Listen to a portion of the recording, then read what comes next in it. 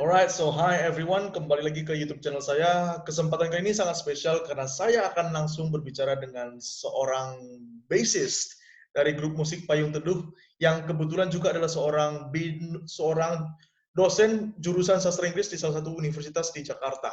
Nah, ini akan sangat relevan dan kita tidak membahas banyak mengenai karir beliau di dunia musik, tapi kita membahas mengenai pendapat beliau tentang jurusan sastra Inggris atau jurusan pendidikan bahasa Inggris. Inilah Hmm. Sir Chomi. Hai Sir Chomi, apa kabar Sir? Halo, apa kabar semua? Apa kabar? Gimana sejauh ini Sir menghandle corona? Masih di rumah Sir ya? Eh, di rumah terus, masak, main musik, main sama anak, main game, main PS. Berarti Eh, secara staging gigs di postpone semua ya Sir, ditunda? Gig semua dipospon. Udah 2 bulan ini nggak manggung. Paling cepet manggung itu mungkin akhir tahun ya, paling cepet ya. Oke. Ya, jadi tapi ya, it's okay. At least kita juga kan di rumah aja. We take care of each other. Terus berkaryanya yang lain, mungkin bikin lagu. Yang penting tetap produktif terus. Gitu. Oke. Sir menjabat sebagai kapasitas sebagai dosen sastra Inggris itu sudah berapa tahun Sir? Aku udah 11 tahun berarti. 11 tahun Ya, menjadi dosen. wait. Oke. Hampir 11 tahun. Ini tahun ke-10. Jadi Hmm. aku September ini tahun ke-11. Berarti ya begitulah. Aku karena ngajar itu dari 2009 ngajar di BINUS. Masuk S2 itu 2006. 2009 lulus S2 langsung ngajar di BINUS bulan Septembernya. Ya berarti udah hampir 11 tahun. Oke, dan kenapa saya merasa ini diskusi bakalan asik karena memang Sir Chom ini memiliki kapasitas yang baik dan punya kredibilitas untuk berbicara mengenai perspektif terkait sastra Inggris dan juga pendidikan bahasa Inggris. Dulu S1-nya apa Sir sebenarnya? Sastra Inggris atau Nah, pendidikan bahasa Inggris Sir? dulu S1-nya sastra Inggris di Bina Nusantara University. Aku Oke. itu angkatan 2001 masuknya kuliahnya. Mhm, mhm. Kan Sir kan suka musik sebenarnya. Kenapa nggak ambil kuliahnya musik dulu Sir? Kenapa larinya ke S1? Apakah kecintaan terhadap bahasa mengalahkan kecintaan terhadap musik? Eh Sebenarnya ini mungkin pendapat pribadiku ya. Dulu aku mikirnya, kalau belajar musik mungkin bisa lewat video dari dulu belajarnya masih di VCD gitu. Atau bisa juga Mhm. dari kursus aja ikut yang kursus kayak di sekolah musik mana gitu. Jadi nggak sampai mikirin harus kuliah di eh, universitas musik gitu. Meskipun mungkin juga karena zaman dulu kan dulu itu masih belum ada universitas yang ngasih pembelajaran musik, apalagi di Jakarta ya. Mungkin belum banyak ya jadinya waktu itu ya, tahun 2001 itu. Palingan yang adanya mungkin IKJ, itu pun juga kita nggak ada yang tahu. Maksudnya kami nggak pernah cari tahu soal IKJ, terus nggak ada juga diisi di Jogja, tapi kayak jauh juga. Jadi emang nggak pernah mikir mau belajar Oke, kuliah buat musik. oke. Intinya mau belajar kuliah Bahasa. biasa aja, Oke, bahasa. lalu memilih sastra Inggris itu kenapa, Sir? Memang dari dulu suka bahasa atau gimana, Sir, ceritanya? Eh, aku terus terang, kayaknya juga dulu aku pernah bilang ke Sandro ya. Dulu aku eh, bukan yang terpintar di sekolah di SMA. Eh, jadi semua pelajaran tuh aku nggak ada yang suka ibaratnya. Oke. Pernah pernah suka sama beberapa pelajaran, tapi kayak misalkan tiba-tiba suka banget sama matematika gitu. Cuma setahun doang, habis itu kok bosen ya gitu ya. Bosen terus nggak suka lagi, akhirnya sunanya main bola gitu kan. Terus Mhm. belajar suka sama kimia gitu tiba-tiba, terus tapi nggak lama, habis itu bosen lagi kan. Jadi dari sekian banyak mencolok-mencolok di beberapa mata pelajaran itu, yang saya suka itu akhirnya yang paling nyaman tuh ya bahasa Inggris. Mungkin juga karena dulu main game kan, karena dulu saya main game banget, main PlayStation dari dulu dari SMA kayaknya. Dan itu pun juga apa ya? Jadi saya banyak mengetahui banyak vocabulary dari game, tapi secara grammarnya masih jelek gitu. Ya, jadi secara grammar masih jelek. Jadi akhirnya pas kuliah di BINUS tuh banyak belajar grammar, banyak latihan exercise-nya, exercise di buku-buku grammar tuh saya kerjain. Terus juga karena banyak main game-game yang uh, game-game di PS tuh yang story gitu loh. Jadi yang pakai cerita, banyak mikir, um, banyak dengerin dialog-dialognya, diskusinya, ada clues kayak atau game-game detektif kayak gitu-gitu kan. Kita jadi belajar ya, apa sih namanya? buat dengerin, buat listening, buat reading, buat vocabulary dan sebagainya gitu. Jadi ya Mm-mm. sebenarnya dari situ sih saya suka bahasa Inggris gitu. Oke. Menarik. Tapi kan ketika Sir mencintai bahasa Inggris kan bisa aja sebenarnya mengambil juga pendidikan bahasa Inggris instead of Ya, sastra Inggris. Nah, English yang literature membuat Sir betul. memilih pilihan tersebut dibandingkan pendidikan bahasa Inggris apa, Sir ya? Eh, jadi dulu meskipun sekarang akhirnya jadi dosen, saya dulu nggak pernah mikirin buat jadi dosen waktu Oke. sebelum masuk kuliah di BINUS ya. Jadi waktu masuk kuliah di BINUS itu nggak mikirin mau jadi dosen sastra Inggris, cuma mikirnya, oh aku suka sastra Inggris, aku suka bahasa Inggris, aku suka sastra Inggris, dan itu nggak mikir buat jadi guru atau buat jadi dosen, karena kan kalau mau jadi guru kan harus melalui pendidikan bahasa Inggris. Oke, Nah, exactly. jadi ya kan, biasanya sih begitu ya jalur yang sangat konvensionalnya. Nah terus tapi dulu mikirnya emang benar-benar cuma mau kuliah aja gitu, kuliah yang paling apa sih kuliah yang paling saya cocok, yang paling saya suka, yang kayaknya nyaman gitu ya. Nah terus ya udah aku belinya sastra Inggris dan ternyata emang saya suka baca komik, baca novel, nonton film, jadi suka hal-hal yang berhubungan dengan sastra. Bahkan skripsinya pun juga tentang sastra kan. Jadi ya dan ternyata akhirnya pas gitu untuk masuk di sastra Inggris. Oke. Tadi Sir mengatakan tidak membayangkan saat kuliah akan menjadi seorang dosen, Sir ya? Tidak Jadi membayangkan aku demikian. Nah, sempat kalau sekali, betul nggak sekali. tidak banyak pemikiran. Nah, jadi sempat waktu itu saya kalau nggak salah semester 2. Waktu itu kebetulan ada dosen yang enak gitu ngajarnya ya. Terus saya bilang ke teman saya, kayaknya aku mau jadi dosen deh gitu. Kayaknya enak juga, apa seru juga jadi dosen gitu. Cuma that was the only time. Itu cuma sekali-sekalinya aja aku kepikiran Oke. mau jadi dosen. Abis itu udah enggak lagi. Nah Oke. terus abis itu pas kuliah S1 selesai, lulus dari S1 nggak tahu mau ngapain, disuruh sama orang tua S2 aja sana, S2 gitu. Oh yaudah deh ke UI akhirnya kan, ke UI S2. Terus disitulah saya bikin Payung Teduh. Nah abis lulus S2, eh, ketika saya lagi di semester akhir, lagi tesis S2, eh, Mem Wiwi, ketua jurusannya sastra Inggris di BINUS waktu itu, bilang ke teman saya, bilangin ke Comi tuh kalau dia mau ngelamar jadi dosen, habis lulus S2-nya langsung datang aja gitu. Ntar coba dites, interview gitu-gitu. Dan ternyata aku mikir ya kebetulan dekat banget sama rumah ya. Dari rumah ke kampus cuma 200 meter ya, nggak Sir ya? nyampe, paling 100 meter, 200 meter kali. Deket Jalan banget dari kaki, rumah. jalan kaki. Nah, Jalan ya. kaki, jalan kaki. Makanya kalau Iya, udah kelas itu Kijang kayaknya paling cepat tuh Sir datang kayak itu. makanya Ah, harusnya sih. ah. Berarti oke. Tapi itu waktu ngajar di BINUS itu yang S2 itu udah lulus S2-nya belum, Sir? Udah lulus S2. Oh, oke. Heeh. Baik, Jadi baik. emang sebenarnya kan ada jalur dulu itu waktu masih eh, angkatan sebelum 2000. Ini anak saya. Halo semua. Halo. Halo. Ini sekarang Kaira. Nama mama ya. Oh nggak mau dia.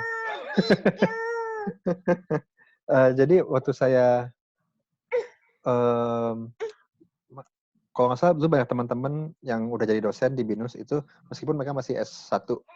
Tapi itu masih dari tahun 2007, 2006 ya. Kalau nggak salah semenjak 2012 itu udah harus S2 semua. Jadi saya beruntung karena waktu itu lulus S2 nya 2009. Terus langsung aja di BINUS karena emang itu yang harus menjadi tolak ukur sekarang kan kalau mau jadi dosen ya harus S2 gitu. Itu sih. Hmm. Oke, menarik. Tapi ketika Sir tadi mengatakan cuma kepikir sekali itu menjadi dosen karena adanya dosen yang tertarik, dosen yang menarik. Dosen yang enak, Saat kuliah, mengajarnya enak. Sir mengharapkan atau kepikirannya ke depannya setelah lulus jadi apa saat itu, Sir? Masih di bangku kuliah. Mikirnya bakalan apa Oh, jadi apa gitu, Sir? bagus pertanyaannya.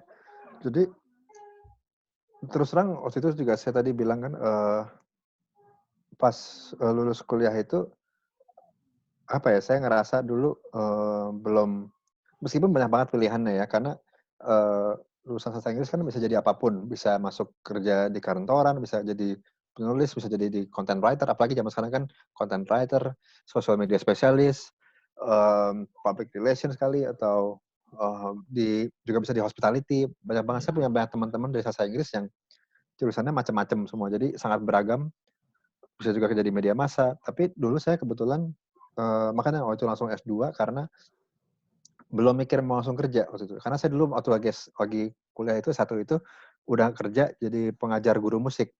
Aneh ya. Jadi saya dulu udah ngajar di sekolah musik, lumayan lah maksudnya buat uang saku gitu-gitu ya. Dan belum kepikiran mau kerja. Jadi ternyata pas disuruh S2 sama orang tua dan ternyata emang jalannya ke situ arahnya emang. Oke. Meskipun bisa aja kayak waktu saya kuliah satu pun senior saya yang udah lulus S1, yang baru lulus S1 waktu itu, dia nggak lama langsung ngajar di BINUS dan juga eh, apa jadi guru di sekolah gitu, guru di SMA. Intinya dia bisa ngajar di beberapa tempat kan gitu ya. Kalau saya dulu kebetulan emang nggak pengen buru-buru kerja, jadi ya mau ngajar musik dulu, mau santai dulu sebentar, terus ternyata emang jalurnya S2-nya diterima dan lain-lain. Oke, berarti going with the flow, sir ya. Ikut ngalir Exactly. aja gitu, sir ya. Jadi nggak kayak Exactly. punya target tertentu nggak, tapi ngalir aja. Tapi ujungnya bagus juga, sir, ujungnya aslinya. Ya, untungnya alhamdulillah mungkin karena kita take responsible in the decision ya. Jadi karena kita ngerasa, oh ya udah ternyata jalurnya gue harus S2 nih. Nah, gue harus lulus. Soalnya dulu hampir DO. Oh, Sandro. seperti DO, sir. Yang S1 itu Hampir DO S2-nya S2. tuh. Oh, S2-nya hampir S2-nya. DO. Gara-gara apa tau nggak? Karena nggak kurus Ngeband. itu, nggak kepegang. Pengen duduk Gara-gara atau ngeband. karena Iya, gara-gara ngeband. Oke. Sampai dulu profesor saya di kampus S2 tuh bilang gini ke saya, kamu Jis, jangan ngeband terus. Jadi Bilangnya, jadinya oh iya. S2-nya berapa tahun kelarnya, sir? S2-nya? Harusnya kan cuma 2 tahun ya. Saya dulu sampai 3 tahun hampir DO. Itu udah mentok-mentok. Untung lulus. Oke. Tadi saya sempat juga mengatakan kalau saya itu tadi awalnya tidak begitu bagus Inggrisnya sebelum kuliah Iya, sastra betul. Inggris. Grammarnya masih berantakan, cuman Ya, mengandalkan kemampuan vocabulary-nya lumayan vocab banyak. saat dari game. Nah, ini agak Ya. menarik, sir, karena ini mungkin bisa membuktikan kepada penonton bahwa sebenarnya tidak perlu memiliki fondasi yang kuat dulu di grammar untuk masuk ke sastra Inggris. Karena sebagian orang berpikir, Betul. mereka minder nih, sir. Mereka minder berpikir, Ya. kayaknya kalau gua nggak kuat, mending jangan join deh, ntar jadi malah susah. Tapi ini terbukti ternyata bisa. Nah, pertanyaan begini, sir. Anggaplah sekarang, sir, nilai Inggrisnya 100. Dulu itu waktu sebelum kuliah itu range-nya berapa, sir, dari 0 sampai 100? Where were you at that time? Di nilai berapa? 60? I was probably at around 70. 70. Berarti sudah Ya. oke lah ya. Oke lah, Oke, sir, ya. tapi the thing about English is, the thing about language skills is, just an okay will just give you an okay feeling, you know.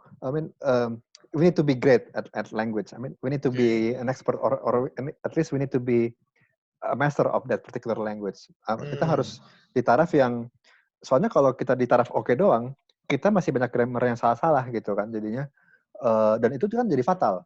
Apalagi kalau soal penulisan gitu. Kalau di verbal communication mungkin masih nggak apa-apa lah. Kadang-kadang orang juga kadang-kadang gambarnya masih salah. Let's say we talk to native speakers, tapi in terms of writing, exactly, grammar and writing itu we need to excel in language skills. Nah itu dia makanya grammar harus bagus, makanya harus perfect. Ibaratnya kalau sekarang saya 100, dulu 70, tapi ya it won't take me far, you know. It won't take me far if I was only at that rate. If I stayed only in that rate 70, gitu. 70 ya. Oke. Oke. Menarik. Nah, dengan kemampuan yang 70 itu, sir, 70 lalu kuliah 4 tahun, what's the biggest challenge? Apa rintangan terberat selama kuliah 4 tahun, sir? Dengan kemampuan 70? Atau semuanya mulus-mulus saja? Karena sir, orang yang responsibel itu. Enggak. The thing about being a student is we tend to get distracted easily, ya kan? Kita gampang terdistract ya. Entah itu main game atau entah itu jalan-jalan, atau entah itu aku dulu paling struggle kalau kelas pagi-pagi. Sekarang pun juga masih struggle. Sir, tidurnya malam sih, jam-jam 2 pagi mulu kayaknya ya?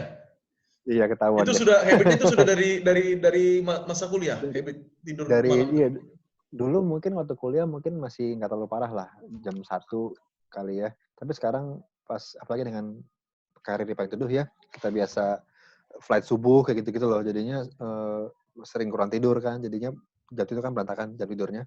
Itu sampai sekarang. Tapi kalau dulu itu saya struggle di entah itu bangun paginya, entah itu atau mata kuliah yang kayaknya saya nggak kayak misalkan dulu mata kuliah fonologi gitu. Aduh ini apaan sih ini simbol-simbol gini kan. Simbol yang dulunya saya karena nggak ngerti jadi nggak suka gitu. Karena dulu nggak ngerti jadi nggak suka gitu kan.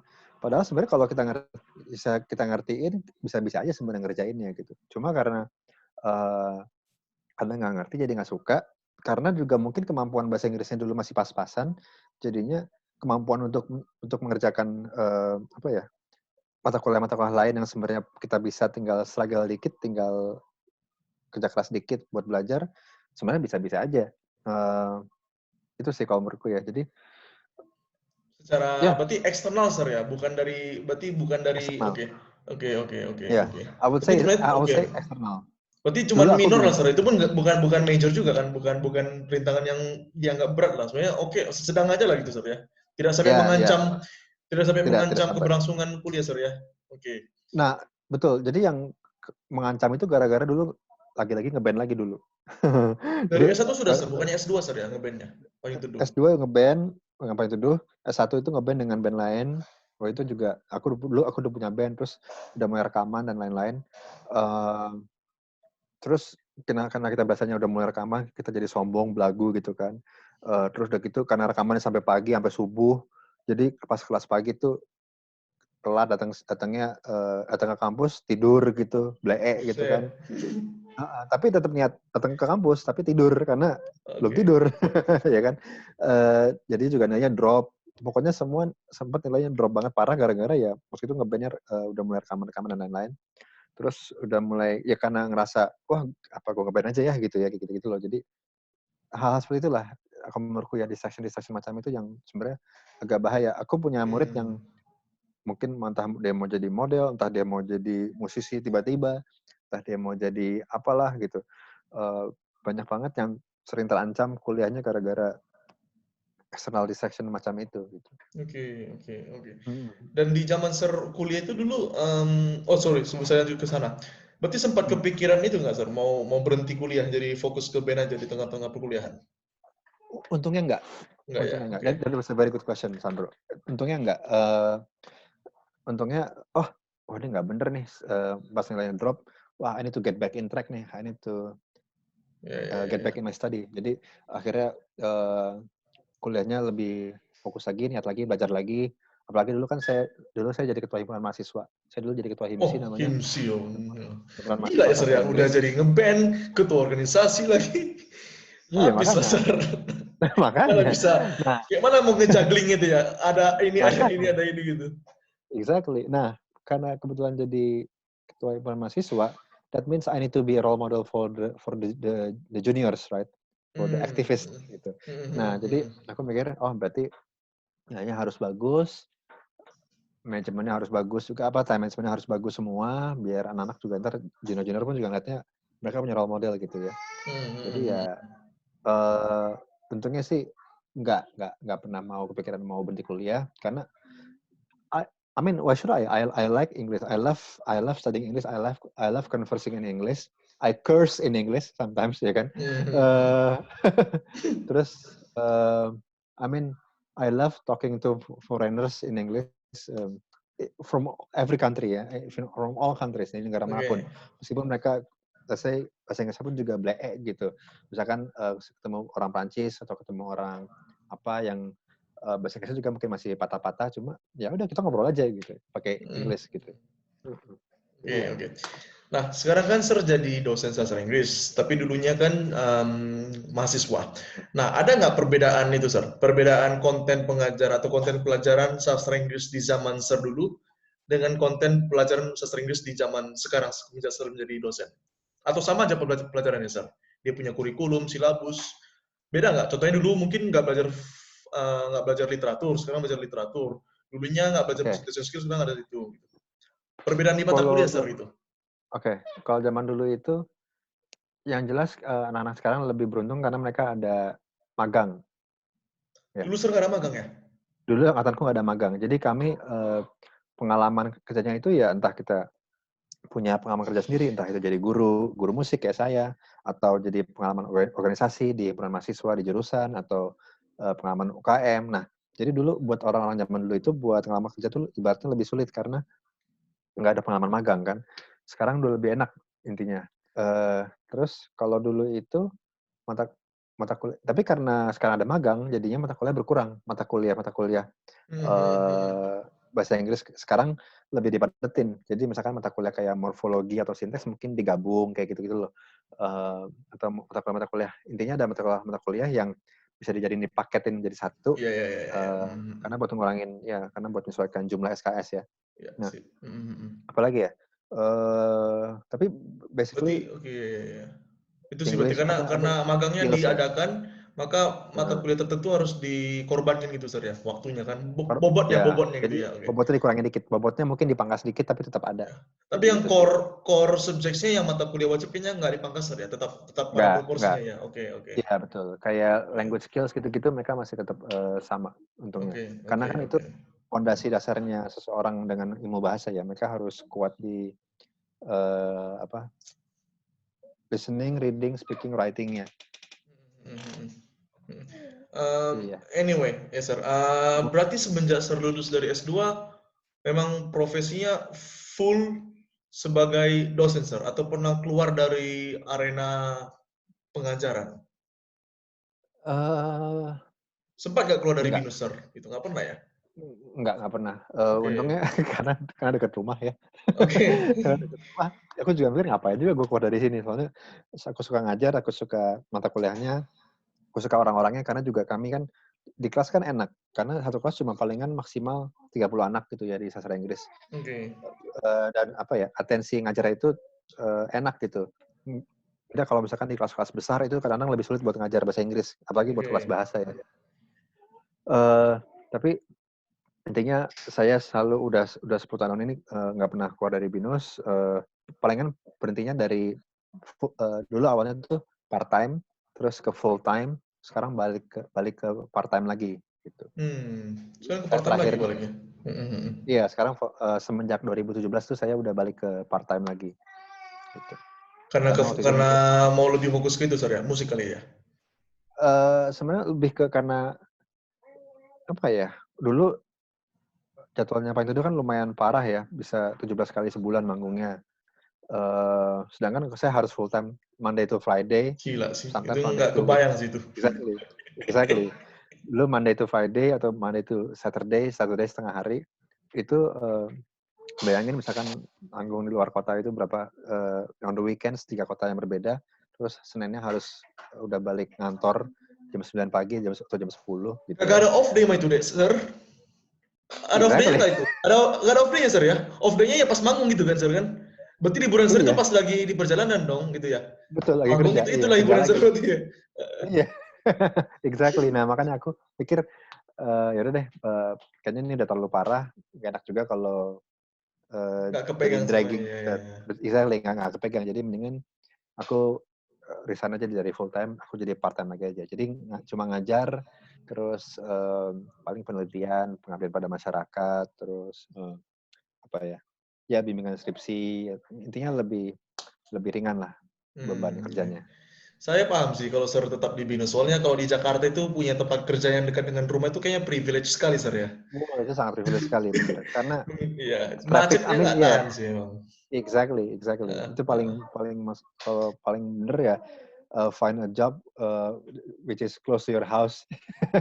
Ya, itu Eh, yang paling bagusnya. ini Sir lagi Sir, dikit lagi, Ya. adalah mengenai prospeknya Sir. Mungkin kalau dari sudut pandang Sir selaku dari mantan alumni, selaku dari alumni jurusan sastra Inggris dan juga selaku dosen sastra Inggris, Sir melihat peluang prospek kerja lulusan itu gimana Sir? Di arena mana sih Sir? Skop permainannya? Eh, Skop permainannya adalah, kalau menurut saya, eh, jadi ini unik karena aku punya murid yang kerja di Kedubes, kerja di eh, kementerian, terus ada yang kerja jadi diplomat, ada yang jadi news anchor, ada yang jadi apa staff admin di Oke. perusahaan besar, pokoknya Range-nya luas sir ya berarti ya. Iya. kalau menurut saya sangat luas sekali dan what matters is your English skills ya, karena bayangin intinya gini, kalau kalau saya dulu cuma bergantung pada yang bahasa Inggris saya yang cuma 70 doang nilainya itu kan lebih kecil peluangnya buat dapat kehidupan yang lebih layak intinya ya. Maksudnya Oke. ya mungkin masih bisa tetap hidup tapi ya, buat lebih layak tuh lebih sulit gitu. Tapi kalau sekarang ini orang-orang saya punya murid kerja juga misalkan di Gojek dia jadi content writer, ada kerja juga di Traveloka jadi content writer, ada yang kerja di pokoknya ada yang juga kerja di mass media. Kalau menurut saya sangat luas sekali. Yang penting adalah you have to make sure that your language skill is I mean, you can be responsible with your language skills ya. I mean, Iya. when you're applying for a job, when you're working, karena itu yang pegang kan. Kita kan hidup di Indonesia yang bagaimanapun English proficiency rate-nya jelek. Oke, karena kita Ya, sebagai foreign language ya, saya pernah ya, ngomong itu kalau nggak salah. Kalau Singapura sama iya, Malaysia kan second language, ya. exactly. Jadi kalau sekarang ini kan saya berlihat kemarin proficiency rate English proficiency rate-nya negara-negara itu macam-macam. Tahun ini, tahun lalu 2019 itu yang megang itu the first place itu Netherlands, Belanda. Yang kedua itu kayaknya Sweden atau beberapa negara Eropa Utara lainnya ya. Singapura tidak termasuk ke situ. Malaysia mungkin ada di urutan ke-11, 11-an atau berapa belas gitu ya. Indonesia masih jauh di bawah. Oke, Ya. oke, Indonesia masih oke. jauh sekali di bawah. Itu artinya peluang kita buat kerja sebagai jurusan sastra Inggris masih sangat tinggi gitu. Oke. Beda kalau misalkan Indonesia English proficiency rate-nya di sebagai jurusan sastra Inggris, beda kalau misalkan Indonesia English proficiency rate-nya itu tinggi di atas, you know. Nah itu mungkin lebih sulit buat orang-orang buat potensi untuk bekerja ya sebagai jurusan sastra Inggris. Tapi kalau menurutku, I mean, there's always a market or there's always a demand for people who have a good language skills. Ya. Jadi I'm not worried about my students, about my juniors, about the alumni karena kita di Indonesia kok entah itu Jakarta, entah itu di Surabaya, Bandung banyak masih ada aja orang-orang bikin iklan pakai bahasa Inggrisnya salah gitu.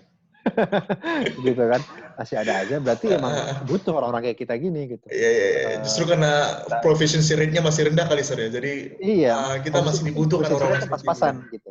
Iya. Iya, exactly. Jadi mungkin dia yang bikin itu dia teknik lisannya bagus, tapi English proficiency rate-nya masih agak pas-pasan, jadi grammarnya masih agak salah dikit. Nah itu kan jadi nggak kelihatan profesional, gitu kan. Sedangkan we need to sell that professionalism. That is our brand ya. My brand is I'm professional with my language skills, so that whenever I write about something, whenever you want me to announce something, I will get it done and I will make sure that everyone understands in the most professional manner. Gitu. Oke. Ya. Sip. Pertanyaan terakhir nih, Sar, sebelum kita close ya, Sar ya. Yes. Yes. Mungkin bagi orang-orang di sana yang adik-adik yang masih baru mau kuliah, sastra Inggris atau pendidikan bahasa Inggris, tapi mungkin masih galau nih, Sar, masih berpikir, aduh, kayaknya ini profesi yang nggak menjanjikan nih, kayaknya nggak deh gitu, masih mungkin mereka kemakan dengan omongan-omongan orang yang tidak memiliki kapasitas yang tepat untuk mengatakan pendapat. Nah, kalau Sir, anggaplah your daughter one day, when she turns 17, 17 tahun, dia ngomong ke Sir nih, Papa, saya mau ngambil sastra Inggris. What will you say to her? Langsung diiyakan gitu, Sir, atau gimana pertimbangannya nih? Oh jelas akan saya iyakan karena saya tahu misalkan anak ini memang suka dengan bahasa. Let's say I know that she likes learning about languages ya.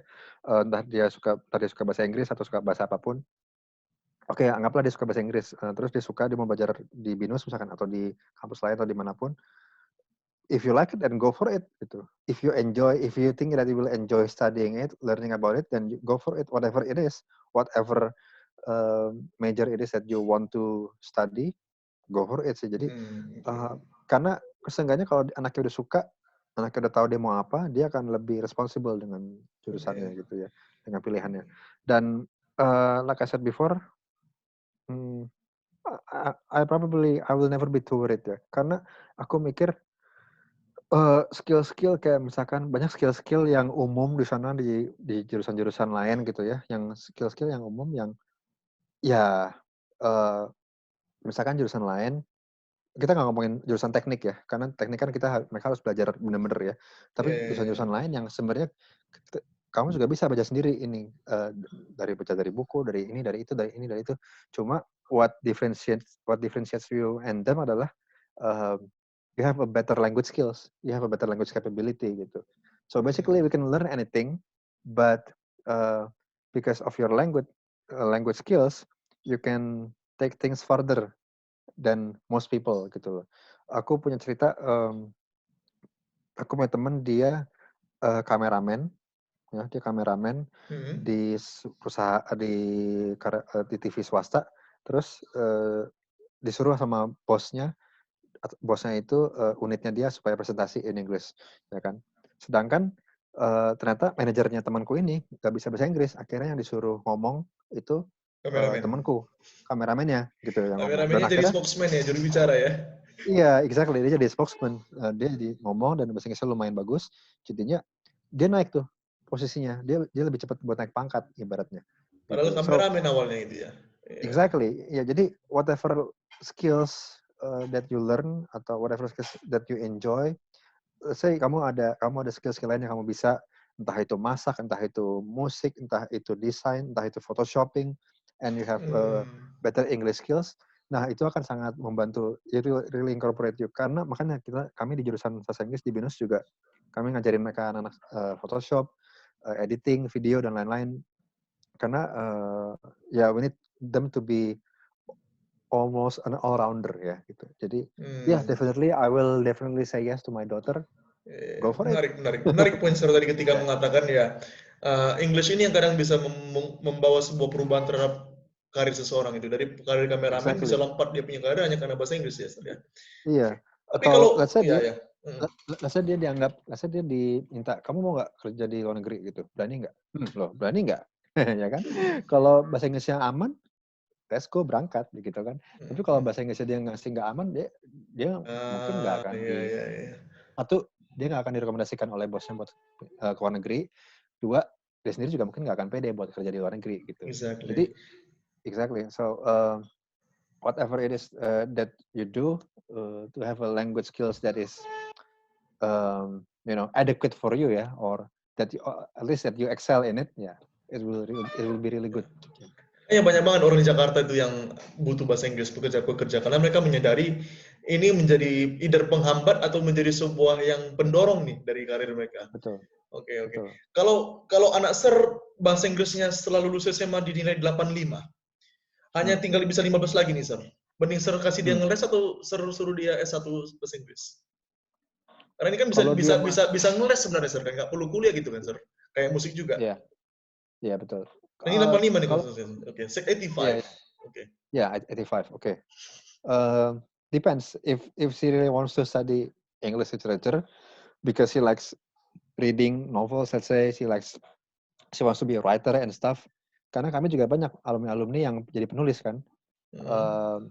Ya, if she wants it, go for it. Nggak usah mikir-mikir mau les dulu, langsung aja kuliah sekalian gitu. Oke, oke. Atau nggak usah jauh-jauh deh, sini papa ajarin. Belajar sama papa aja. Mumpung bapaknya juga dosen kali ya, jadi Iya, use me gitu makanya. saya langsung ya. Repot-repot. Iya, it's free. Iya. Alright, I thank can you so much Sir definitely. Chomi ya atas sharingnya. My pleasure. Mudah-mudahan ini membawakan respon yang cukup baik. Nanti mudah-mudahan kita lihat komen-komentarnya gimana. At least yang saya Ya, dapat dari Sir adalah pembuktian bahwa ternyata ya masih sangat amat bernilai nih kemampuan bahasa Inggris Indonesia. Mengingat sangat, bahwa sangat. proficiency rate di Indonesia itu relatif rendah dibandingkan negara lain. Heeh, Jadi sangat karena rendah. rendahnya itulah makanya ada peluang bagi kita Sir ya. Oke, Betul, ya, ya, betul. ya. Bagaimanapun, let's say saya punya teman, dia, dia D1 di perusahaan ekspor impor ya, let's say. Sorry ya, kita Lanjut, sambung lanjut, lagi lanjut, dikit. Sir. No problem, Sir. I enjoy the Eee, talk sebenarnya. oke, dia punya gelar D1, di kampusnya. dan dia kerja di perusahaan ekspor impor gitu ya. And that work, I mean, that kind of work, I mean, his job is he needs to correspond with people overseas, entah itu orang India, entah itu orang Singapura dan sebagainya, in English, in bahasa gitu kan. Dan dia harus kadang-kadang harus menjamu. He needs to be a host for the clients, let's say gitu ya. Nah, dan dia pun sampai sekarang kadang-kadang masih nanya ke saya gitu, Mas Com, ini bahasa Inggrisnya bener nggak ya? Ini gue ngomong gini kayak gini gitu.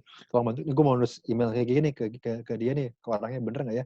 Nah kayak gitu aku masih sering bantuin koreksi. Jadi ya akan sangat aman sekali. Sekali lagi sorry kalau makin lama. Jadi ya kayak saya bilang tadi masih sangat aman sekali. Saya jadi kepancing lagi, Sir, gini. Saya jadi kepancing nanya lagi nih, Sir. Boleh. Nah, Ayo. dengan Sir yang ditanya-tanyain begitu, dengan Sir yang dianggap sebagai pakar bahasa, nggak merasa terganggu, Sir, sebenarnya dengan hidup-hidupnya. Lagi ngapain Oh tiba-tiba di chat, ini gimana nih, gitu loh. Orang kan jadi enggak sih. nanya-nanya ke Sir ini, orang jadi serba takut nih, jadi nanya yang ke orang yang reliable kan. Jadi apa-apa ditanya, tapi nggak dibayar, tuh kadang kita Sir, itu orang-orang bahasa gitu. Iya benar. Nah, itu gimana, Sir, itu? Kebetulan juga itu kan nggak sering-sering amat sih, jadi masih santai lah gitu. Lagian cuma kadang-kadang questionsnya nggak panjang juga, simple, cuma krusial gitu. Jadi masih masih nggak terlalu annoying. Cuma ya karena juga mungkin, well, I have other jobs anyway. I work as a lecturer gitu kan, so I consider that as my way of living. I mean, my way of earning money. I mean, jadi no, it's fine. Asalkan teman, nggak sering-sering juga. Iyalah. Kok sering-sering pun juga nggak apa-apa. Toh dia juga jadinya jadi belajar kan gitu. Ngebantu Kalau lah itu, Sir, sering-sering ya. nggak apa-apa. Iya bener. Jadi ya, it's alright. Oke, sip. Thank you banyak, Sir Chomi ya. Nanti kita lihat My barangkali pleasure. ada sesi follow up lagi. Kita lihat nanti respon-respon dari Oke. komentar-komentar yang Kita lihat bagaimana. questions dari teman-teman. Thank you so much, Sir, waktunya, Sir ya. My I'll hope pleasure. to see you again sometime in the future. Stay Let's safe do ya, it, Sir, man. anyway. Thank you so much, You Sir. too. Take care. Saya close, Sir ya.